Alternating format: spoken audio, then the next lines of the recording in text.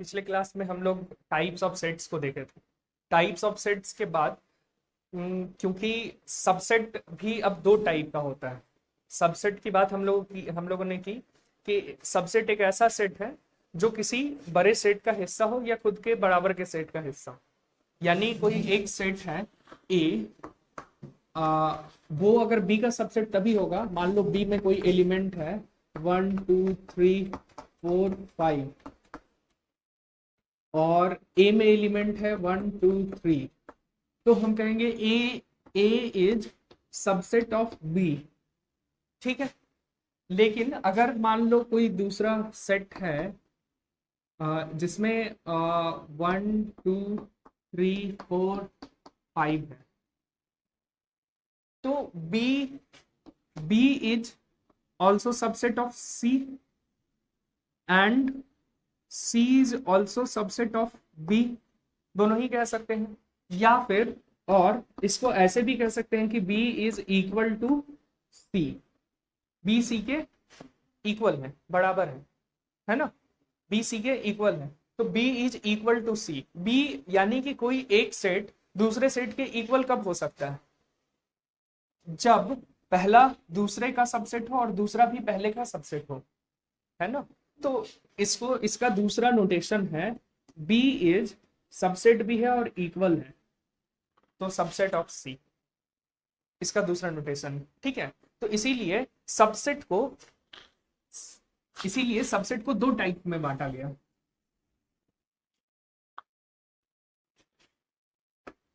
Subset का two types होगा। एक को कहते हैं प्रॉपर सबसेट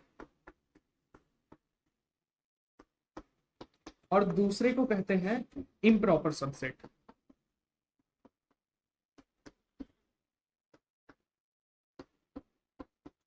ठीक है। प्रॉपर सबसेट और इम्प्रॉपर सबसेट। प्रॉपर सबसेट क्या होगा और इम्प्रॉपर? प्रॉपर सबसेट तभी होगा A is called proper subset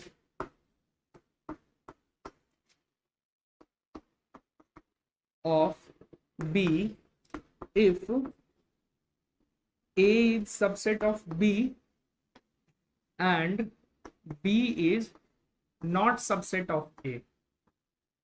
समझ आया? जब A और B इक्वल नहीं है तो असल में वो प्रॉपर सबसेट है। A B का प्रॉपर सबसेट है, इक्वल नहीं है लेकिन A B का सबसेट है। ठीक है। इम्प्रॉपर सबसेट क्या होगा? A is called improper subset of B if A is subset of B and B is also subset of A। और इसी का एक सिंगल नोटेशन है इम्प्रॉपर सबसेट का, A is improper subset of B। ठीक है। तो ये सबसेट का दो टाइप्स हैं। Number of subset, number of subset from a set, from a given set, of a given set, of a given set। Number of subset की बात करनी है। ठीक है। Number of subset of a given set मतलब ये कि कोई सेट है। अब मान लो कोई सेट है ए जिसमें एक ही एलिमेंट है 1। इससे कितना सबसेट बना सकते हो? दो। कौन कौन? हाँ, एक, क्योंकि 5 ही इसका हिस्सा है तो एक 5 बनेगा और दूसरा सबसेट बनेगा 1 जिसमें सिर्फ 1 एक ही एलिमेंट। ठीक है। तो नंबर ऑफ सबसेट इसका क्या हो जाएगा?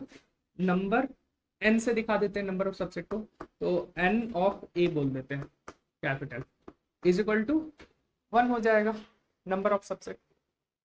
ठीक है। सॉरी, 2, नंबर ऑफ सबसेट 2 हो जाएगा। ठीक है। अब अगर दो एलिमेंट हो, ए कोई ऐसा सेट है जिसमें नंबर ऑफ एलिमेंट 2 हो जाए, तो इसका कितना सबसेट बना सकते हैं? 4। कौन कौन? एक होगा 1, एक होगा 2, एक होगा 1 2 और एक होगा 5। ठीक है, 4। अच्छा, अगर ए में 3 एलिमेंट हो जाए तो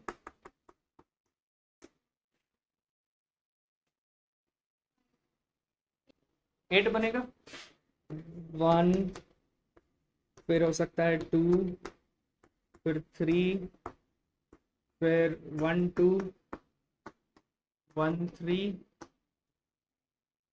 और 2 3 1 2 3 और 5। 1 2 3 4 5 6 7 8 8। तो नंबर ऑफ सबसेट कितना हो गया? 8, है ना। अब ए अगर इसमें 4 एलिमेंट हो 1 2 3 4, तो इसका नंबर ऑफ सबसेट कौन बताएगा? एग्जैक्टली 16। ए में अगर 5 एलिमेंट हो 5, कितना? 32। पैटर्न समझ आ गया? पैटर्न समझ आ गया? Number of element 2, number of sorry number of subset 2, number of subset 4, number of subset 8, number of subset 16, number of subset 32। अगर हम कहें किसी सेट में अगर n एलिमेंट है तो उसका नंबर ऑफ सबसेट कितना बन सकता है? 2, 2 का पावर n, 2 का पावर n। पैटर्न समझ आ गया कैसे बन रहा है ना। तो हम लोग कह सकते हैं, यहां से कंक्लूजन कह सकते हैं, if a set having a set is having, if a set is having n number of element, then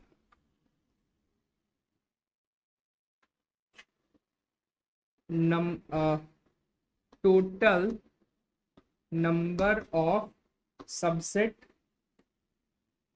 is equal to कितना? 2 का पावर n। ये एक फॉर्मूला हो गया। ठीक है, अब इसके पहले एक और आएगा 5, इसका कितना सबसेट? 1, 2 का पावर 0। ठीक है, तो नंबर ऑफ सबसेट, ये हमारा कंक्लूजन हो गया नंबर ऑफ सबसेट का।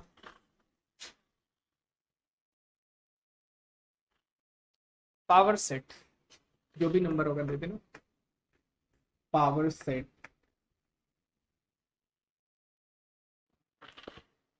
अभी जो हम लोगों ने सबसेट की बात की है ना, एक सबसेट, एक सेट का कितना सारा सबसेट बना सकते हैं, ये हम लोगों ने काउंट किया अभी अभी। अब सारे सबसेट का फिर से एक सेट बना दो, यानी कि उसी को पावर सेट कहते हैं। यानी कि एक ऐसा सेट जो सबसेट से मिलकर के बना, जिसके एलिमेंट सारे सबसेट्स हैं।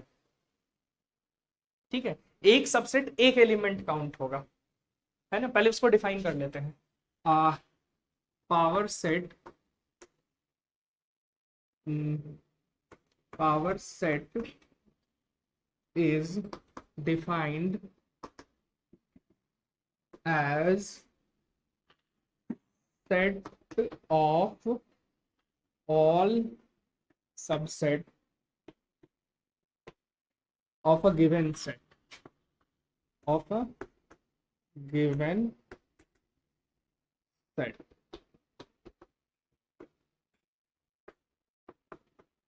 Let A be a set, then its power set is represented by P of A। ठीक है, एग्जाम्पल,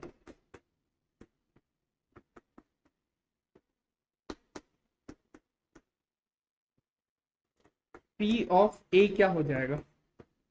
कौन कौन एलिमेंट होगा P ऑफ A का? पहला होगा A, दूसरा होगा B,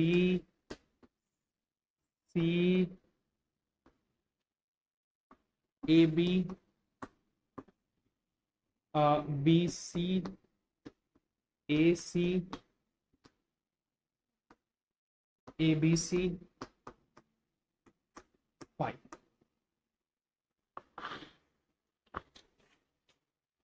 ठीक है, ये सबसेट का सेट हुआ। इसके एक एलिमेंट, ये एक एलिमेंट है, इसको एक बॉक्स की तरह समझो जिसमें एक कुछ है, उससे हमें नहीं मतलब है अभी। ये एक एलिमेंट है इस पावर सेट का। समझ आया? क्लियर है? तो अगर मैं पूछूं number of elements of power set क्या हो जाएगा? 8। और जनरल वे में कहना है तो 2 का पावर n। समझ आया? तो ये भी कर सकते हैं। ये हो गया हमारा पावर सेट।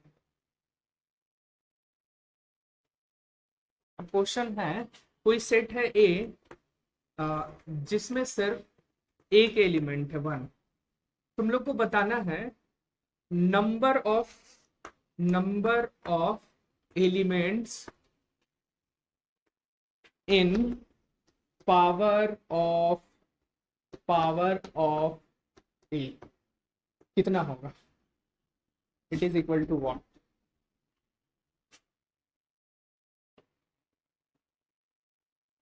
चलो, पावर ऑफ ए में कितने एलिमेंट होंगे? क्या क्या होगा? 1 एंड 5।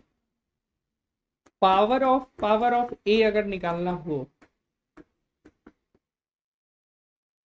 तो 1 हो सकता है ये, फिर 5 हो सकता है, फिर अब ये एक सेट, ये एक डब्बा बन गया, अंदर 5 है, अंदर एक और डब्बा है, अब ये एक एलिमेंट बन गया। ठीक, फिर 1 और 5 दोनों हो सकता है, 1 एंड 5। ठीक, ये हो गया, और फिर 5 हो सकता है।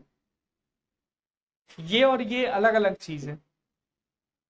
5 एक डब्बा है जिसके अंदर कुछ नहीं है, इसके ऊपर एक और डब्बा है, ये तो कितने एलिमेंट हो गए? 4 एलिमेंट हो गए ना। समझ आया? तो ये क्या हो जाएगा? 4। क्लियर?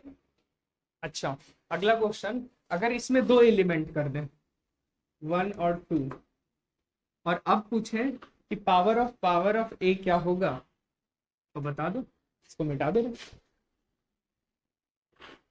अब बताओ, 8 बना के देखो, 8 एलिमेंट, पावर ऑफ ए निकालो, फिर पावर ऑफ ए निकालो। अब हम करके नहीं देख रहे हैं, अब मेथड देखो। पी ऑफ ए में नंबर ऑफ एलिमेंट कितने होंगे?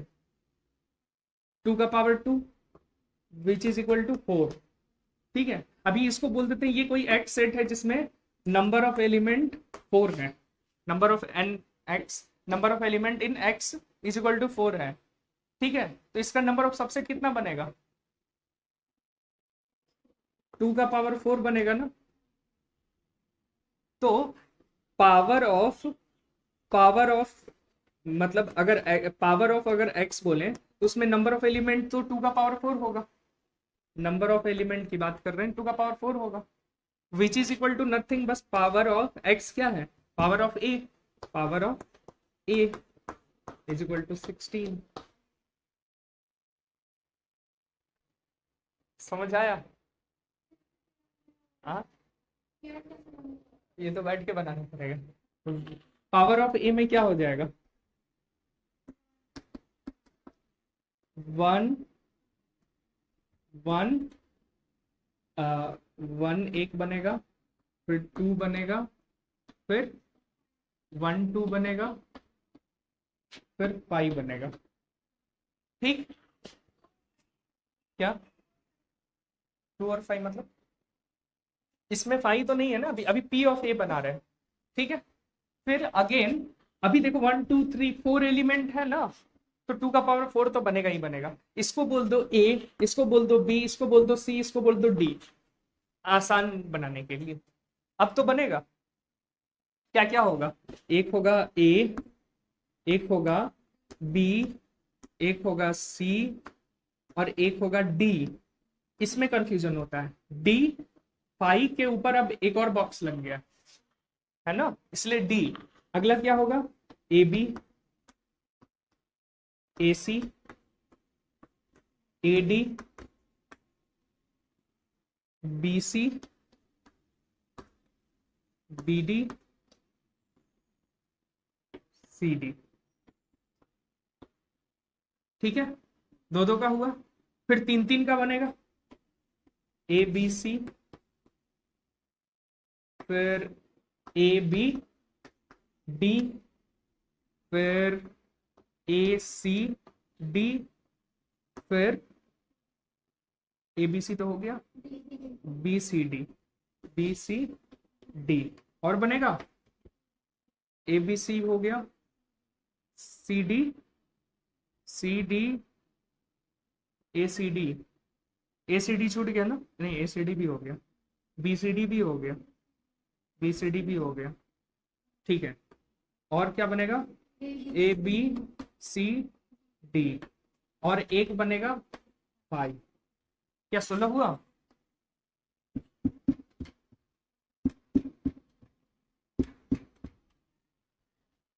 ठीक है, अब एबीसीडी का वैल्यू रखो। ठीक है, कंफ्यूजन दूर, समझ आ गया। बेसिकली हमको ये करना नहीं है, हमको काउंट करना है। अभी मैं पूछूं कि 2 को 10 बार ऐड करो, या 2 छोड़ दो, 15 को 10 बार ऐड करो, 15 प्लस 15 प्लस 15, तो क्या करोगे? 15 इंटू 10 करोगे ना। हम की 15 को ऐड करेंगे, वही काम यहाँ भी है। हम इसका एक जनरल फॉर्म ऑलरेडी निकाल चुके हैं, 2 का पावर n। तो आपको पीए देखना है और 2 का पावर n करना है। ठीक है, क्लियर? चलो आगे चलें। अगला question, question number 3। Question number 3 हो गया, कोई सेट ए है जो 5 है। ठीक है, खाली है, इसको 5 भी लिख सकते हैं अगर लिखें तो। ठीक, तुमको बताना है P of A, number of element, number of element. ठीक है, एलिमेंट शॉर्ट में लिख रही है। ठीक है, चलो नंबर ऑफ एलिमेंट इन ए लिख देते हैं। नंबर ऑफ एलिमेंट इन ए क्या है? 0, ये है ना। ठीक है, तो number of element in P A कितना हो जाएगा? 1, 2 का पावर 0। ठीक है, क्लियर है? Number of element in P of P A कितना हो जाएगा? 2 का पावर 1। ठीक, number of element in P का पावर कितना हो जाएगा? बस, सिंपल। ठीक है, अब हम लोग इस प्रोसेस को जब भी करना हो तो यही काम करेंगे, ये फाइनल। ठीक है, ये हमारा फाइनल है, जब भी करना होगा इसी प्रोसेस को करने वाले हम लोग। तो ये अगला टॉपिक है।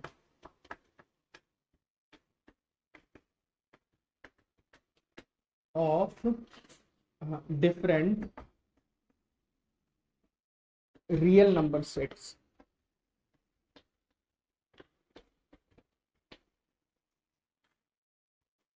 अलग अलग तरह के रियल नंबर हैं। ठीक है, हम लोग जानते हैं जब भी बोलेंगे set of real number from between 1 and 2, तो नंबर ऑफ एलिमेंट कितने हो गए? इनफाइनाइट। तो सेट बिल्डर फॉर्म से उसको हम लोग इजीली रिप्रेजेंट कर देते हैं। तो पहला तो तरीका है सेट बिल्डर, जो हम लोग जानते हैं। ठीक है, उसके आगे दूसरा तरीका है जो पहले से हम लोग जानते आ रहे हैं, नंबर लाइन, है ना, नंबर लाइन। लेकिन तीसरा तरीका है इसके साथ साथ, जिसको भी हम लोग थोड़ा बहुत जानते हैं, जिसको कहते हैं इनइक्वालिटी। इनइक्वालिटी वो हम लोग करके देखेंगे।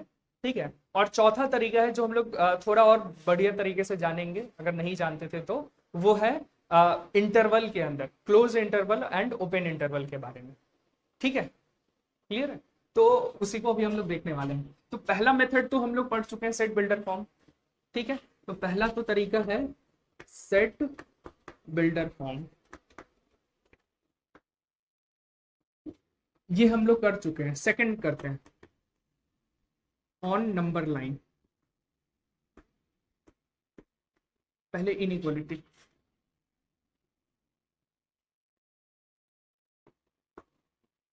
इनइक्वालिटी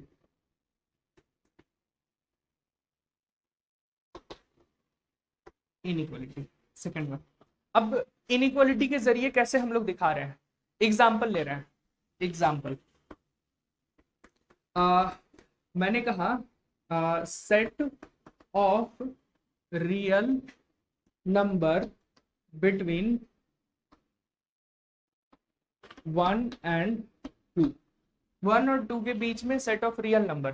तो इनइक्वालिटी का मतलब क्या होता है, ग्रेटर देन, लेस देन, उनका यूज करना, है ना। तो हमने बोल दिया कि एक सेट, एक एलिमेंट है इसका एक्स, वेरिएबल एलिमेंट जो सेट बिल्डर में करते हैं, और उसका वैल्यू कहां से कहां तक है, 1 से लेकर 2, ये हो सकता है। फिर हमने बोला, ये पहला एग्जाम्पल था, ठीक है। सेकंड एग्जाम्पल हो सकता है कि set of real number from between, ठीक है, फ्रॉम 1 टू लेस देन 2, ये भी हो सकता है। मतलब 1 को यहाँ इंक्लूड करना है, 1 को इंक्लूड करना है, तो हम लोग क्या बोलेंगे, x का वैल्यू कहां से कहां तक, 1 से 2 तक। 1 को इंक्लूड अभी नहीं किया गया है ना इसमें, 1 से जस्ट बड़ा जो भी होगा वो होगा। यहाँ पे 1 को इंक्लूड करना है, करने के लिए हमारे पास एक सिग्नेचर है इक्वल, है ना। तो x इज, इसको कैसे पढ़ेंगे, x इज नहीं, ग्रेटर देन और इक्वल टू, ग्रेटर देन और equal to 1 and less than 2, ठीक है। सबका लिख देना, इसको पढ़ेंगे x इज ग्रेटर देन और equal to 1 and less than 2, ठीक है। यहां पे बोलेंगे x is greater than 1 and less than 2, ठीक है, समझ आया। फिर थर्ड ऑप्शन, थर्ड अगर मैं बोलूं, अब सीधे मैं एग्जांपल लिख रहा हूं, अगर x इज ये हो, इसे क्या बोलेंगे, greater than 1 and less than और इक्वल टू 2, लिख लो, x is greater than 1, greater than, यहाँ 1 छूट गया, 1 और नहीं, ग्रेटर देन, यही ठीक था, क्या बोलेंगे, x is greater than 1 and less than 2, ठीक है। और फोर्थ को यहां कर दे रहे हैं। फोर्थ अगर ऐसा हो,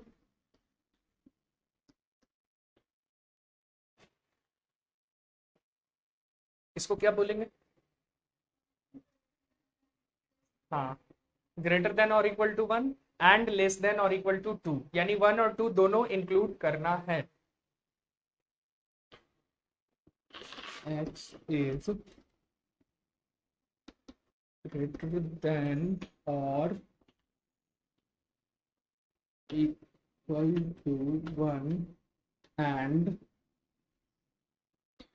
less than or equal to, ठीक है। ये एग्जाम्पल्स हैं, यही 4 फॉर्म हो सकता है, ठीक है, यही 4 फॉर्म हो सकता है। तो ये इनइक्वालिटी के जरिए हमने दिखा दिया रियल नंबर को। अब ये 1 2 की जगह कुछ भी हो सकता है, आप ले सकते हैं। अब इसी में थर्ड अगर बोलें तो एक तरीका हो सकता है on number line. Number line पे कैसे दिखाते हैं, तो अगर बोले x इज a से b के बीच में है, तो नंबर लाइन पे कैसे दिखाते हैं, a बी, ऐसे करते ना, यहाँ पे एक सर्कल देते, यहाँ पे एक सर्कल देते, ऐसा करते हैं। सर्किल को कलर नहीं करते हैं, कलर कर दिए तो मतलब उसको इंक्लूड करना है। तो अगर एक्सक्लूड करना है तो यहाँ जो सर्कल बनाया है छोटा सा, इस सर्कल को अंदर खाली रखेंगे, कलर नहीं करेंगे। इसका मतलब हो गया कि ए और बी दोनों एक्सक्लूड है, उसको छोड़ करके एक्सक्लूड किया हुआ है। ठीक है, इसी के ये पहला अगर एग्जाम्पल था। सेकंड एग्जाम्पल अगर मैं कहूँ कि ए एक्स बी, ठीक है, तो इसमें क्या होगा, इसमें ए और दूसरा है बी, यहाँ पे एक सर्कल यहाँ पे, यहाँ से यहाँ तक सारा नंबर लेना है। कुछ लोग ऐसे कलर भी कर देते हैं, ऐसे भी कर देते हैं, ठीक है, लेकिन बस ऐसे भी दिखा सकते हैं। अब इसमें क्या है, ए इंक्लूडेड है, ए के इक्वल भी हो सकता है, तो ए को यहाँ पर कलर कर देना, यानी ए अब आप ले सकते हैं। ठीक है, ए अलाउड है लेना। इसी तरह थर्ड की बात कर लेते हैं, ए एक्स बी, तो इस बार क्या होगा,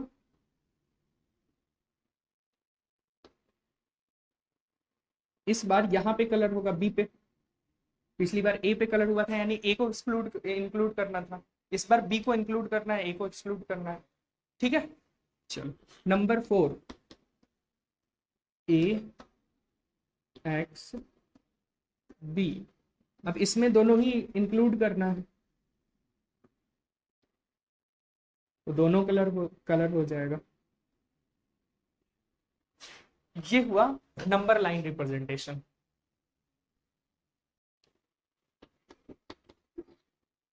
using interval, using interval, interval दो टाइप का होता है, एक को कहते हैं ओपन इंटरवल और दूसरे को कहते हैं क्लोज्ड इंटरवल। ठीक है, ओपन इंटरवल को कर्ली ब्रैकेट से दिखाते हैं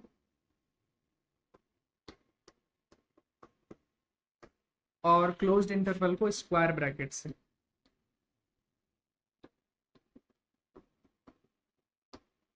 ठीक है, करली ब्रैकेट या ओपन इंटरवल तब बोलते हैं जब हमको एक्सक्लूड करना होता है। इसका साफ मीनिंग है एक्सक्लूड और इसका मीनिंग है इंक्लूड।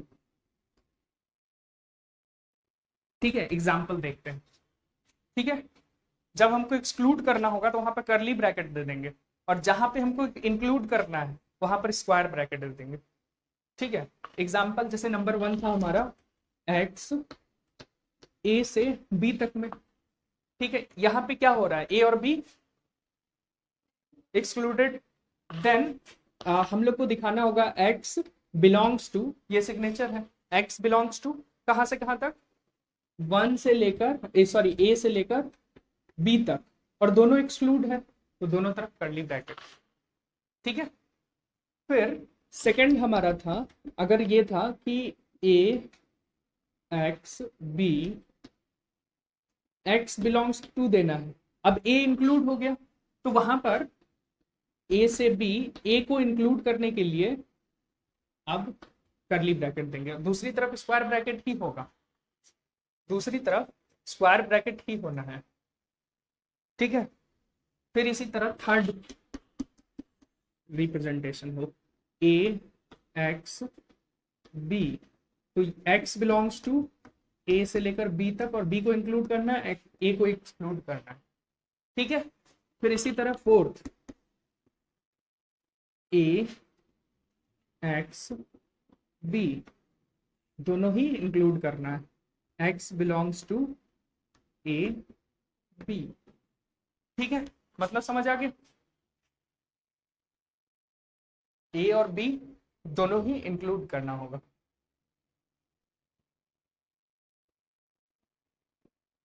इसको बोलते हैं इंटरवल, किस इंटरवल से किस इंटरवल के बीच में, कहां से कहां तक है, ऑल रियल नंबर। ठीक है, इसका मतलब ए और बी के बीच में जितने भी नंबर आएंगे सब इंक्लूड है इसमें, यहाँ भी ए और बी के बीच में, इन सब में ए और बी के बीच में जितने भी नंबर आएंगे सब उसमें इंक्लूड है, यानी ये रियल नंबर की बात कर रहा है। ये सिर्फ इंटीजर, सिर्फ होल नंबर, सिर्फ नेचुरल नंबर की बात नहीं कर रहा है, ये जितने नंबर हैं सारे रियल नंबर की बात कर रहा है। इनइक्वालिटी जब हम लोग पढ़ेंगे तो उस टाइम में हम लोग इसको बहुत यूज करने वाले हैं, ठीक है। आ, अगला जो मतलब टॉपिक है उसको कहेंगे ऑपरेशन ऑफ सेट्स, यानी एक सेट दूसरे सेट के साथ कैसे आपस में इंटरफेयर कर रहा है, कैसे आपस में इंटरैक्ट कर रहा है ना। तो उसी को हम लोग बोलते हैं ऑपरेशन ऑफ सेट्स। जैसे मैथमेटिकल ऑपरेशन, अलजेब्रिक ऑपरेशन हम लोग बचपन से पढ़ते हैं, एडिशन, सब्ट्रैक्शन, मल्टीप्लिकेशन, डिवीजन, ये सब अलजेब्रिक ऑपरेशन। लेकिन अलजेब्रिक ऑपरेशन से भी और जनरलाइज फॉर्म हम कह सकते हैं सेट का ऑपरेशन, एक सेट दूसरे सेट के साथ कैसे इंटरैक्ट कर रहा है, ठीक है। तो ये हुआ ऑपरेशन ऑफ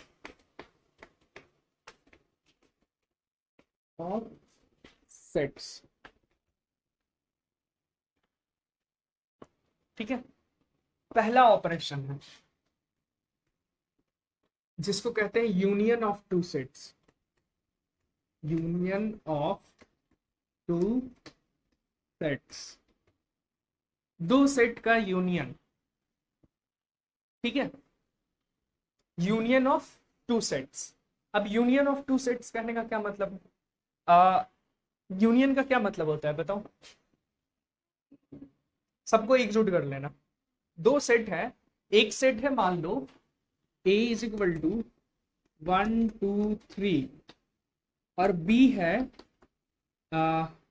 3 4 5 या फिर 4 5, ठीक है। ये दो सेट हैं, तो ए और बी का यूनियन का क्या मतलब हो गया, हाँ, union of A and B क्या हो जाएगा, 1 2 3 4 5, ठीक है। कोई सेट सी है और इसमें एलिमेंट है 1 2 A B, ठीक है। यूनियन ऑफ ए एंड सी क्या हो जाएगा,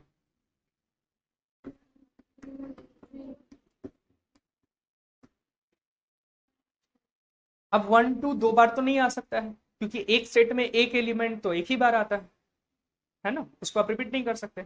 तो कई बार हो सकता है इंटरफेयर करने में सेम सेम एलिमेंट आ जा रहा हो, लेकिन जब आप यूनियन निकाल के लिखते हैं तो आपको एक ही बार लिखना पड़ता है, क्योंकि सेट का रिप्रेजेंटेशन एक एलिमेंट एक ही बार आ सकता है, ठीक है। तो ये होता है यूनियन ऑफ टू सेट्स, ठीक है। तो यूनियन ऑफ टू सेट्स का अगर डिफाइन करना हो तो डेफिनेशन हम क्या बोलेंगे, the set union of two sets is defined as set of all the elements from first or second, या set of all the elements of first and second, यही ना, यही बोल सकते हैं।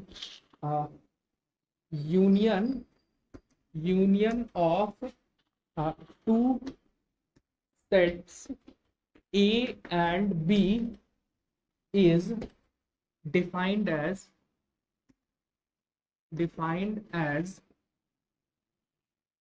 set of set of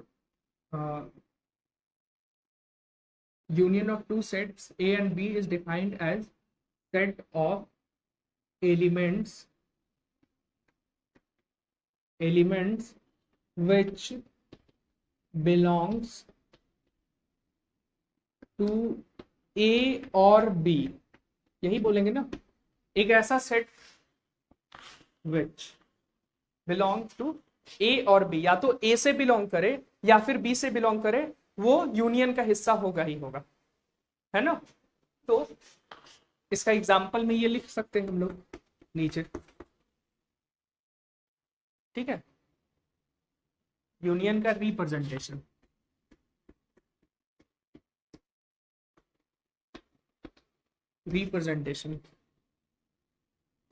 A union B, ऐसा representation होगा, A U union capital U B, ठीक है। इसको क्या पढ़ेंगे, ए यूनियन बी, यही इसका रिप्रेजेंटेशन, ठीक है।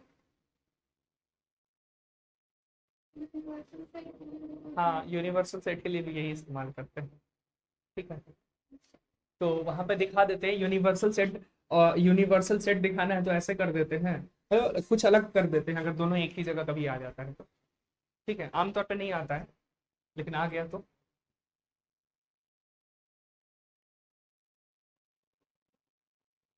ठीक है, ए यूनियन बी। क्लियर? अच्छा, सेकंड नंबर की अब बात करते हैं, जिसको कहते हैं intersection, intersection of two sets. Intersection, intersection का क्या मतलब है? हाँ, जो इंटरसेक्ट कर रहा है दो सेट के बीच, जो भी इंटरसेक्टिंग एलिमेंट है ना, उसका सेट बनाओ।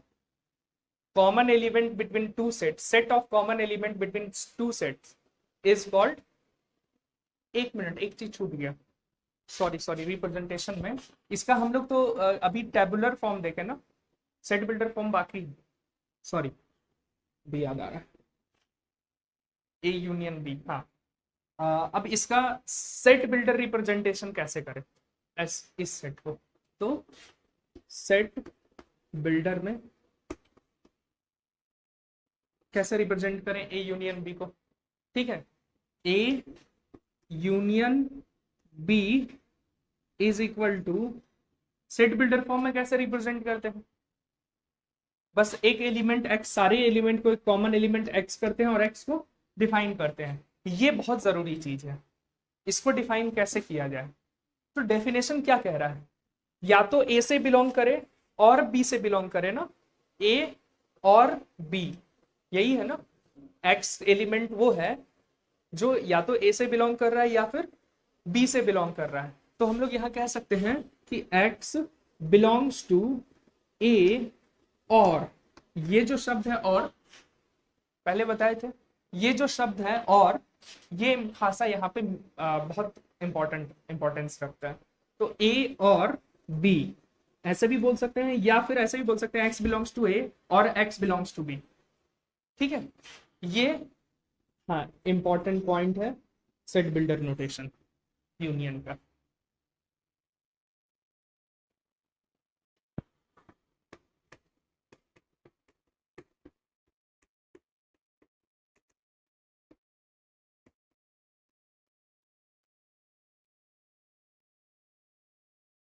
इंटरसेक्शन ऑफ टू सेट्स, ठीक है, एक सेट सीधे ही डिफाइन कर दे तो समझ ही आ गया ना। इंटरसेक्शन का क्या मीनिंग है? इंटरसेक्शन का मीनिंग है कॉमन, इंटरसेक्ट करना, कट करना, है ना। तो जहां पर दो सेट एक दूसरे को कट कर रहा है, इसका मतलब ये हो गया कि जहां पे एलिमेंट कॉमन आ रहा है ना, वो जो पोर्शन है कॉमन एलिमेंट का जो सेट बनेगा, that is called intersection of two sets. ठीक है, तो intersection of two sets A and B is defined as set of set of elements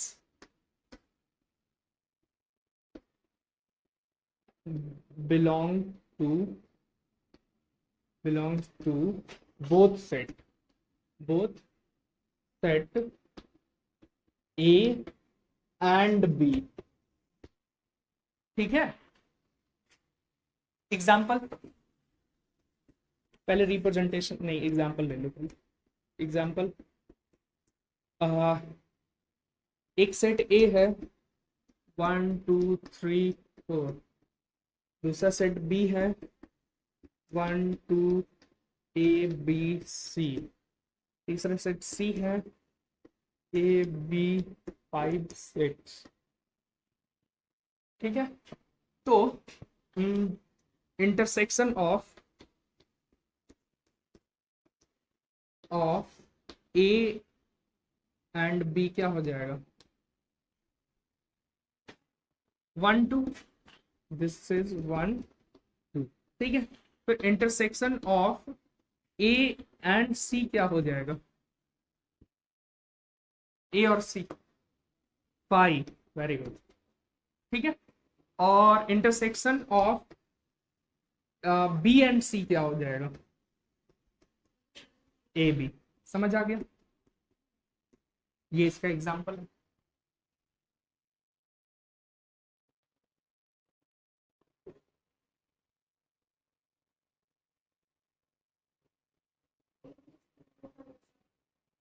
हाँ हो सकता है, 4 का भी हो सकता है, 10 का भी हो सकता है, तीनों का एक साथ इंटरसेक्शन क्या हो जाएगा, पाई। यूनियन भी हो सकता है इसी तरीके से। इधर रिप्रेजेंटेशन करते हैं, रिप्रेजेंटेशन,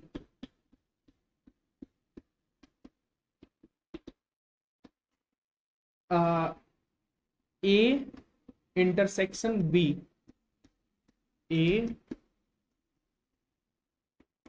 इंटरसेक्शन बी, ये होता है उल्टा यू, ठीक है, डाउनवर्ड। तो यू को अपसाइड डाउन बना दो, ये हो गया ए इंटरसेक्शन बी, ठीक है। सेट बिल्डर फॉर्म में कैसे रिप्रेजेंट करेंगे, A intersection B is equal to x, x को कैसे डिफाइन करें, एक्स बिलोंग्स टू,